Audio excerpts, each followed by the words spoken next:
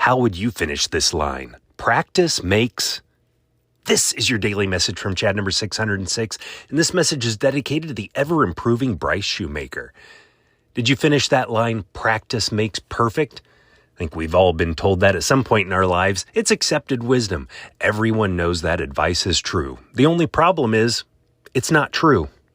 If that was true, then a lot more golfers should be professionals. Many have been playing for years with no change in their handicap.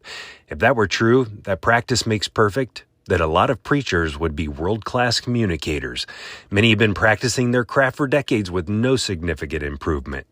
If that was true, then a lot more business owners would be multimillionaires. Many have been running their businesses for years with no change in the market share. If that was true, that practice makes perfect, then the divorce rate wouldn't be what it is. Practice does not make perfect. It's been said that the more true statement is practice makes permanent, but practice does not make perfect. I've noticed I've put a lot of effort into my work and hobbies, but I've never quite reached the level of greatness that I desire. With all the time I've put into various endeavors, why haven't I become world class? A study written by Jeffrey Colvin in his book Talent is Overrated researched what became known as the 10,000-hour rule. It was popularized into the idea if a person would put in 10,000 hours, they would be among the best. But that was not the conclusion of the research. It turns out that focused, consistent practice over a long period is required, not just hard work. Researchers call this deliberate practice.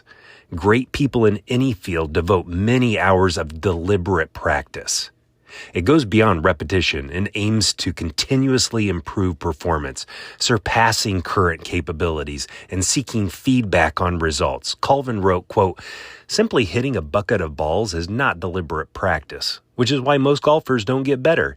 Hitting an 8-iron 300 times with a goal of leaving the ball within 20 feet of the pin 80% of the time, continually observing results and making appropriate adjustments, and doing that for hours every day, that's deliberate practice," end quote.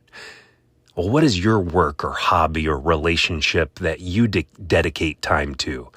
Are you expecting that merely putting in time is going to result in improvement?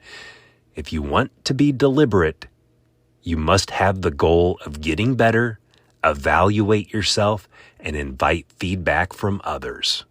If you have a comment or question, email me at fromchadsmith@gmail.com, and you can read the transcript of this message at fromchad.com.